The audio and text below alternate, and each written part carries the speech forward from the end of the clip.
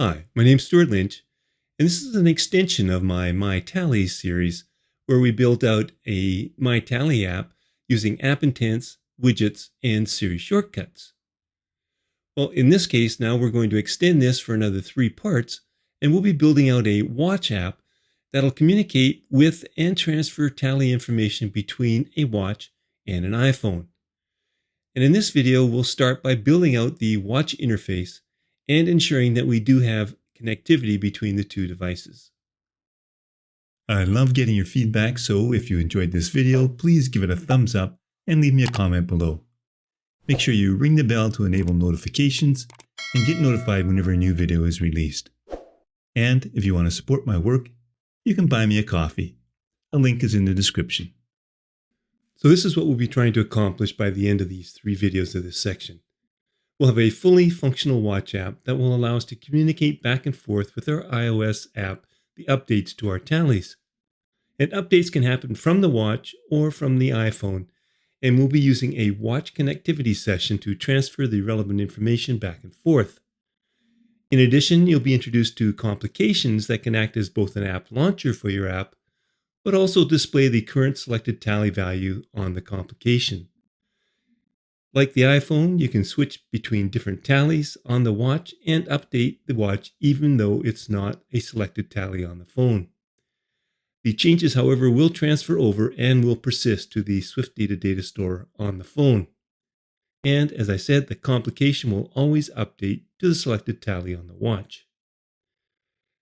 Now, if you're following along with this series, you can continue on from there as I'm doing here. If you skip the first 4 videos, you can download the completed source code from the last video from the link in the description. There are several branches, so make sure that you download the Siri Shortcuts branch, as this is the completed source code from the 4th video. The WatchKit 1 branch contains the completed source code for this video and will also serve as the starter source code for the next one. Just download and expand the zipped archive. The project requires Xcode 16 or higher. As I was creating this series, I was initially going to stop after the completion of the last video, where we covered Siri Shortcuts. But then I thought it would be nice to introduce a companion watch app for MyTallies. My experience with watch apps is quite dated, so it was quite a bit of a learning curve for me. And I've discovered that there are some limitations with respect to communications between a widget for an app on an iOS device and for a companion watch app that I couldn't overcome. So as you're watching this series and you can come up with your own solutions, I'd love to hear it. Nevertheless, the connectivity between the iOS target and the WatchOS target that we will be creating works great. So I'm going to go through with 3 videos here to show you how to do that implementation. Well, like widgets, the companion watch app is an entirely new target. We might be sharing code between our targets as we did in our iOS app and our widget target, but since I'm adding the target after I had already planned out my app, I could find myself having to refactor a fair amount of code in order to make it viable. I may wish to just duplicate some of the code as the watch app is fairly simple. So the first thing that we need to do, though, is to create a new WatchOS target, and then make sure that we can establish connectivity between the 2 targets, the watch and the iPhone.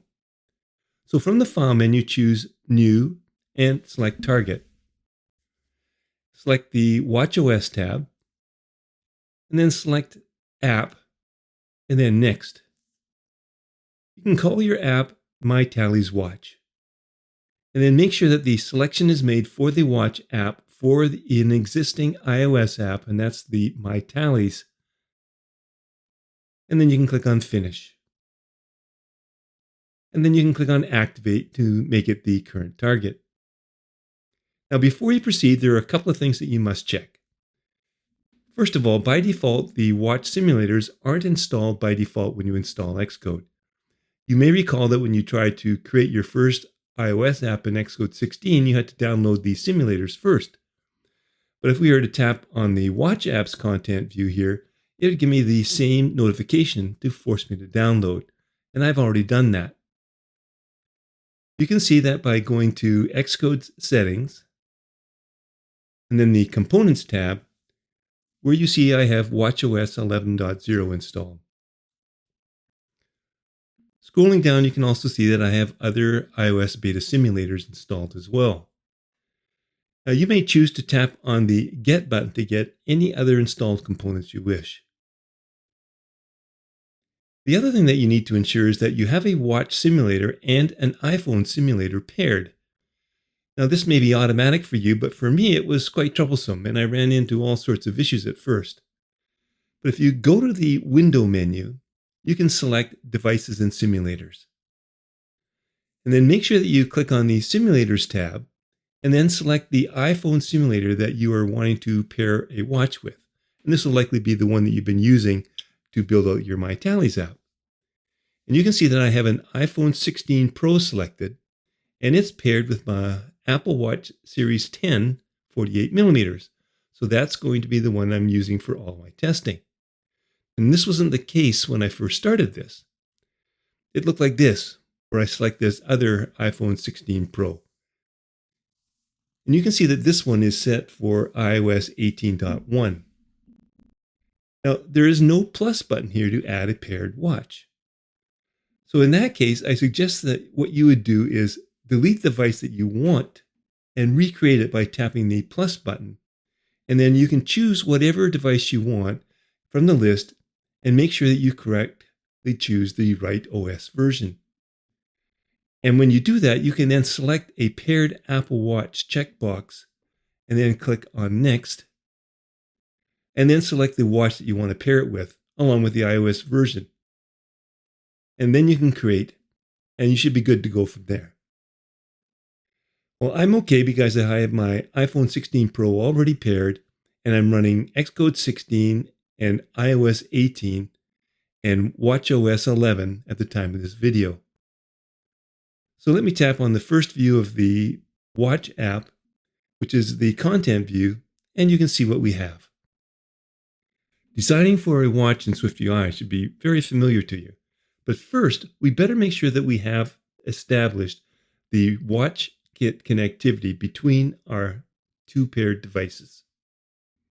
What we need to do is create a watch connectivity class for both the iOS target and the watch target. Unfortunately, we can't do this for the widget target, and you'll see what kind of issues this presents later. Each of the connectivity classes we'll create will have some required functions, and some of them are duplicated between the two. Now, I could create a shared file that we could use for both, but I'd rather isolate my code between my targets and duplicate rather than use an if-else compiler directive. So switch to the MyTallies iOS target. In that target, create a new file and call it iOS connectivity. Import watch connectivity, and then create a new class called iOS connectivity, and make sure it conforms to the NS object and WC session delegate protocols. And then create a static shared instance of the class and call it shared. I'm going to let Xcode generate the 3 protocol stubs for me, and I'll just remove the placeholders for now.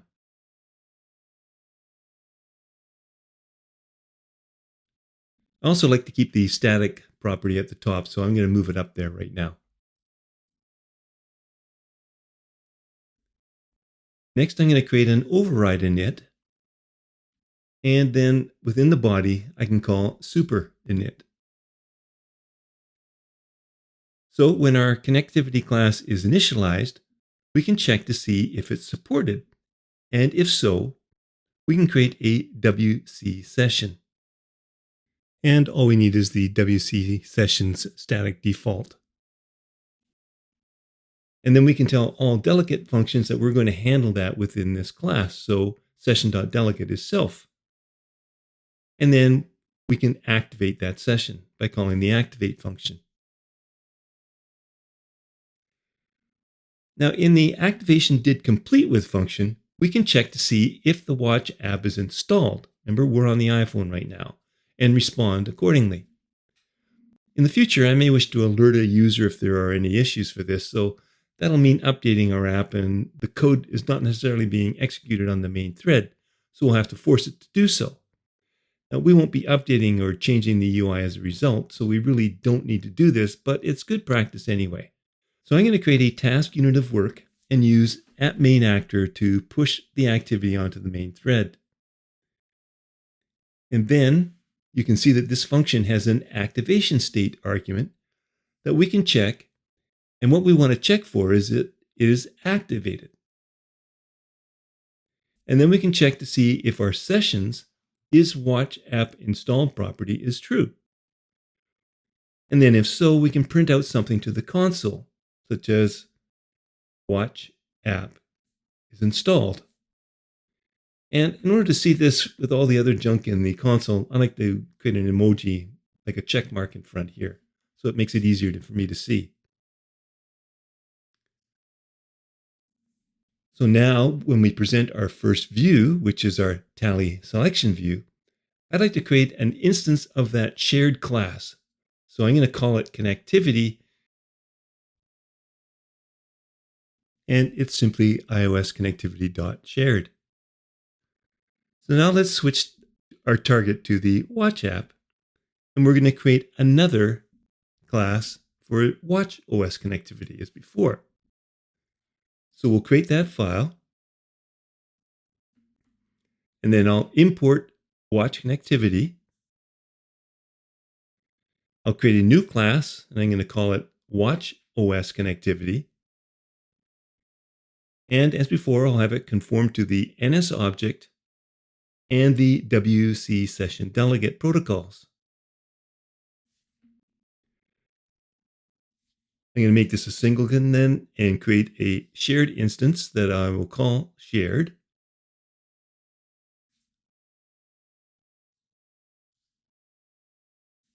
And then I'll let Xcode generate the stub for us. And this time you see that there's only a single requirement. And that's the same one that we had in the iOS version. So again, let me move that static shared property up to the top of the class. Well, I'm going to need an initializer here too as well to activate the session. So I can just return back to our iOS connectivity and copy that override initializer that was used there, and I can use it here.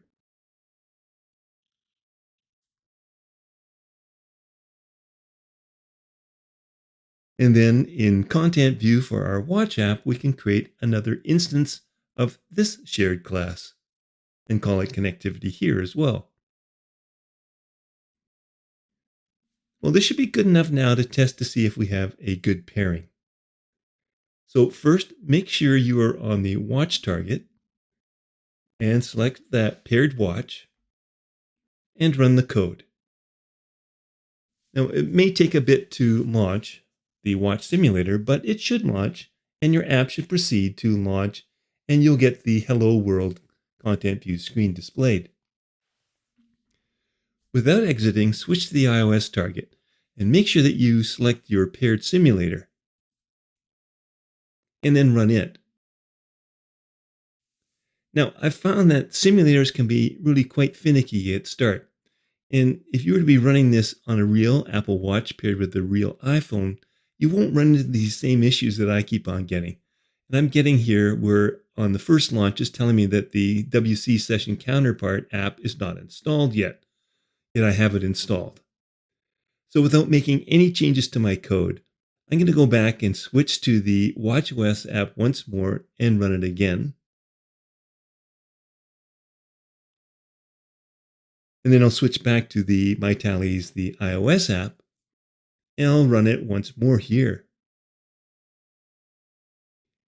And then once it's launched and the view appears, I see that my print statement appears in the console, so I'm good to go now.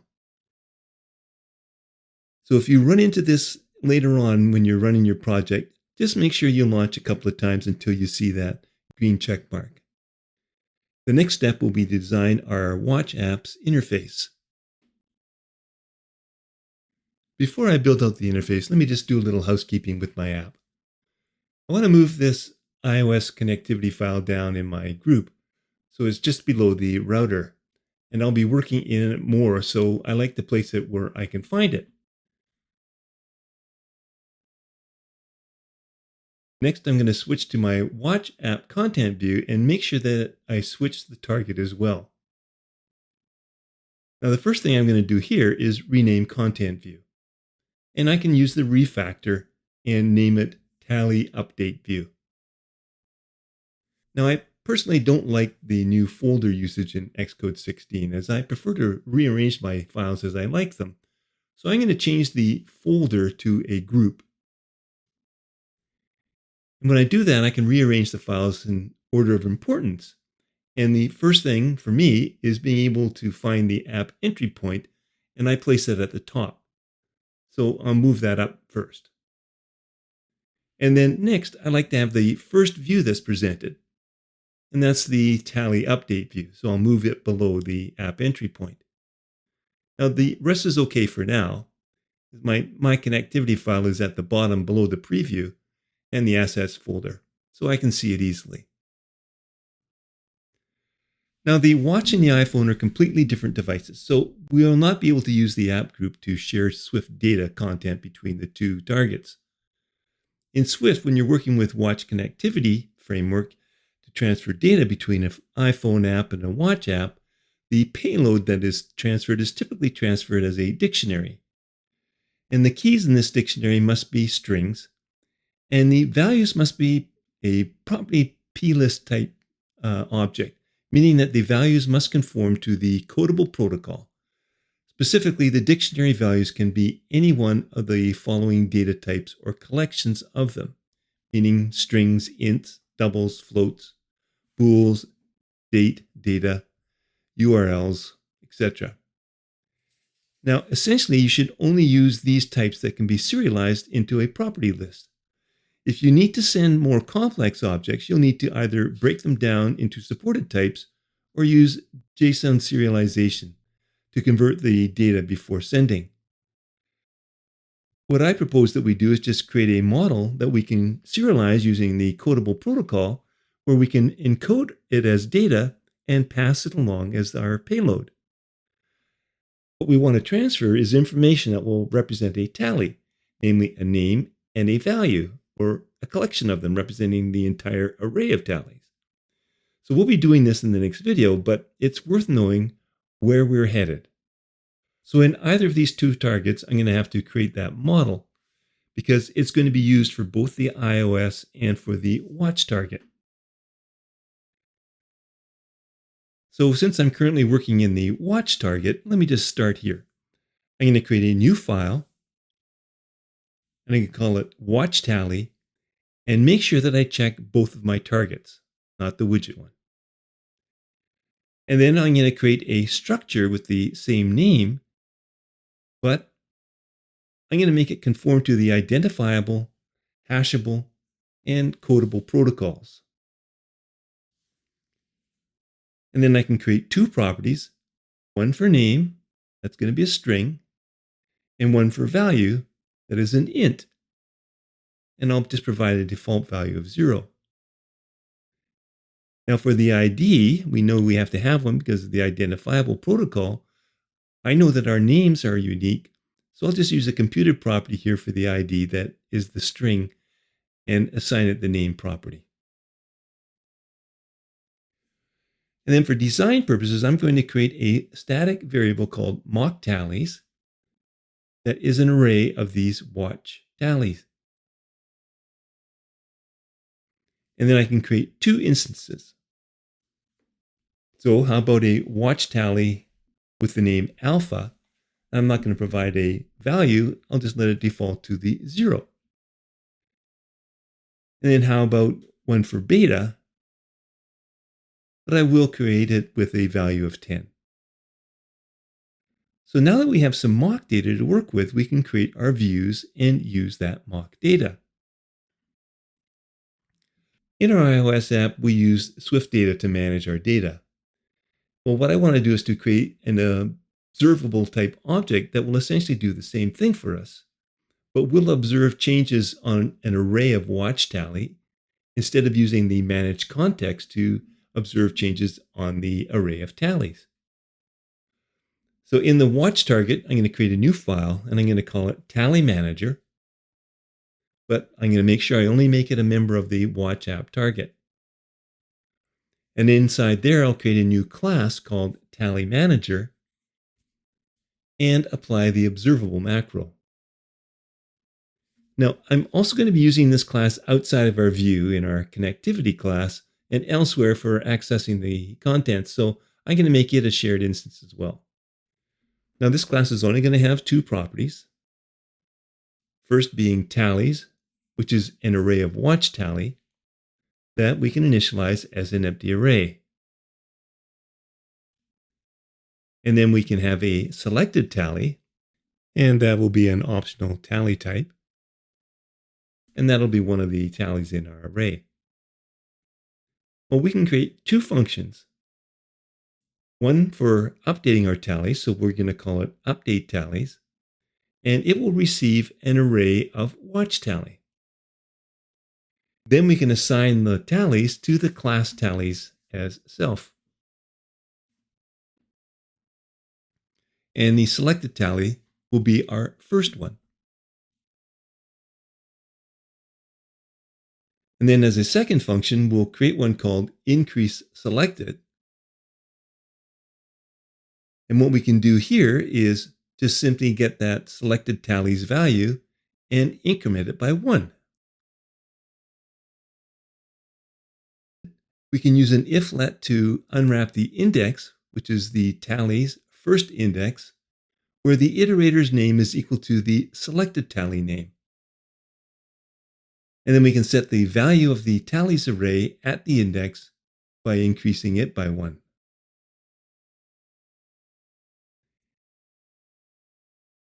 And at the same time, we can take that selected tallies value and increment it by 1.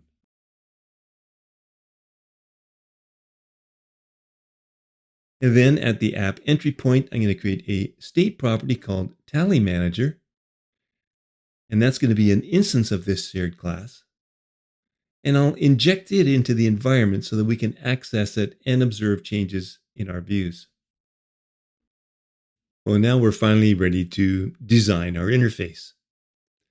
So first, the TallyUpdateView.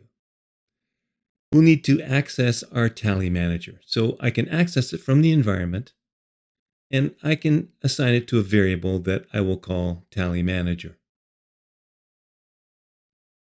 Well, the preview is going to complain, so we'll need an instance of it to inject it into the environment there. And I'm going to come back to this preview shortly. I'm going to replace the body with a navigation stack. And then inside, I can create a group. And within there, I can use an if clause and check to see if the TallyManager's tallies array is empty.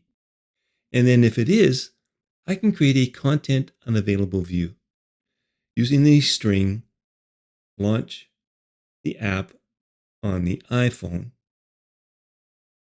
and then use a system image of plus.circle.fill. And then there will be an else clause, and we'll sort that out in just a second. But first to the group, though, I'm going to apply a toolbar. And then inside the toolbar, I'm going to create a toolbar item where the placement is top bar leading. And in here, I want to create a button, and I'm just going to leave the action empty for now. But for the label, I'm going to use an image with the system name of list.bullet. And we're going to use this to be able to go and select one of our tallies. So we can create that single tally view now. Now you might think that we could use the same one from our iOS app, but the way I designed it, it would require some major refactoring because at View, I have a lot of other unnecessary things like widget kit and core data, as well as a double tap gesture that just won't work for us. But in principle, the design is good, so we'll just copy a lot of it. So I'm going to create a new file, and I'm going to call it single tally view, and make sure that it's for the WatchApp target.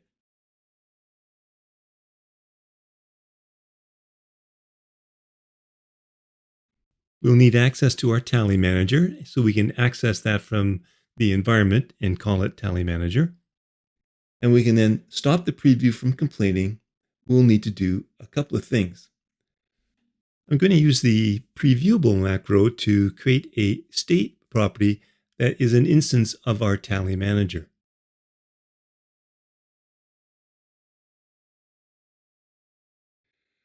Next, then, I can apply the TallyManager's UpdateTallies function. Remember that assigns an array to the actual array in the TallyManager? And I'll just pass in my WatchTally static MockTallies array.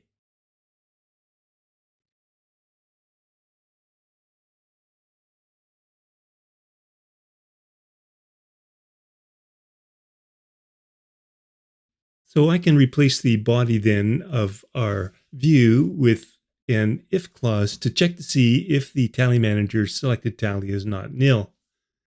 And if it isn't nil, then we can create a VStack. And then within the VStack, we can create a text view to display the TallyManager's selected tally name. And we can unwrap that selected tally because it's not nil. And then we can apply a font of a title 3. So in my case, you see we have the name Alpha, which is the first of my mock tallies. So above this, I want to display the tally view that I created here. So I'm going to go back to the single tally view from the iOS app. And I'm just going to copy that text view and all of its modifiers. And I can use that now within this view. But I'll need to replace tally with the TallyManager's selected tally and unwrap it. And for the size, I'm just going to provide a fixed value of 80. And I'll need to do that in 3 different cases.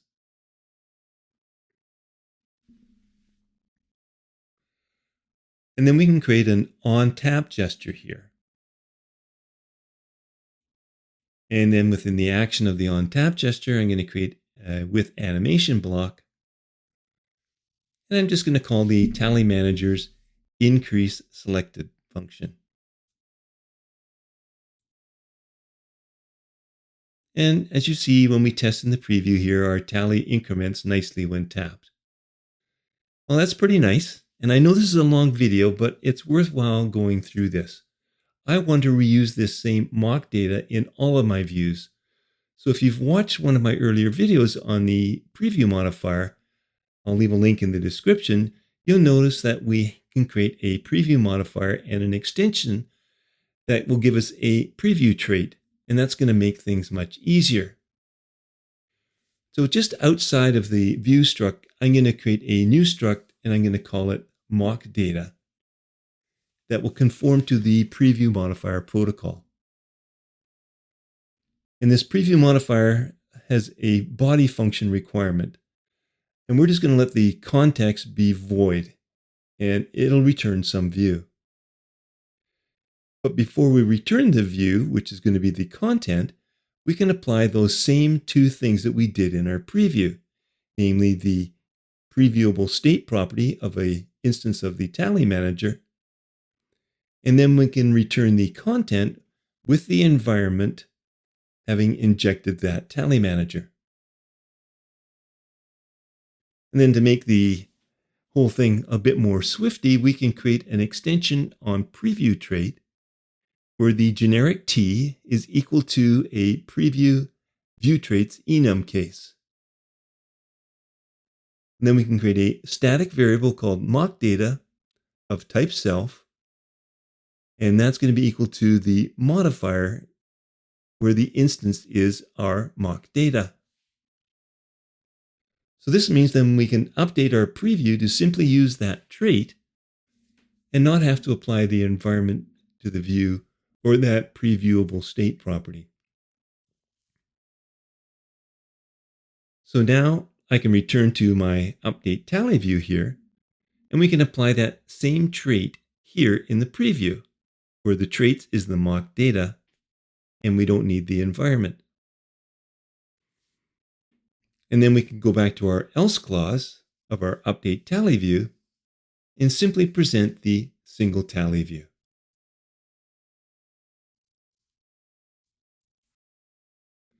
Now, the last thing that we need to do before we end this video is to create a modal sheet that will present our tallies in a list so that we can select a different one and display that for our selected tally.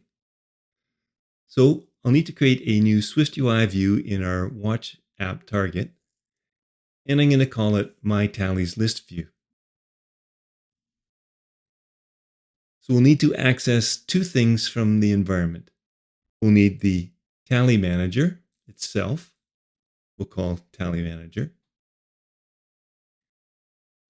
And since we'll be presenting this as a modal sheet, we can access the dismiss key path from the environment and assign it to a variable named dismiss. And then again, to stop the preview from complaining, we'll just apply that trait, where the trait is the MockData. Simpler.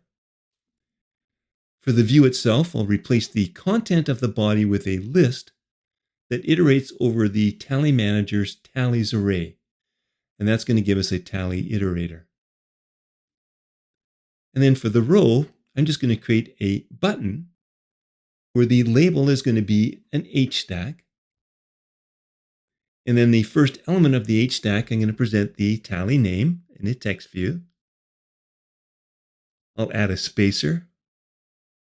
And then as the second element, I'll simply present another text view using the tally value, but I'll specify that the format is a number. And then for the action, I'll simply set the TallyManager's selected tally to that particular tally. And then I can dismiss. So returning then to our tally update view, I can create a new state property that I can call change selected and initialize it as false. And this is what we'll toggle to present that view. So as the action for our list toolbar button, we'll just do that toggle where we'll set the change selected and toggle it. And then finally, we can present a sheet bound to this value for is presented. And then we can present that new list view.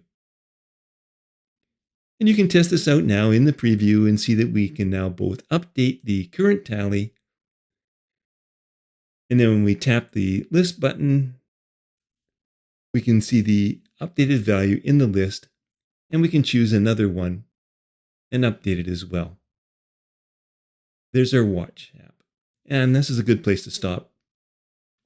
In the next video, we'll focus on transferring the list of tallies from the iOS app to the Watch app on launch.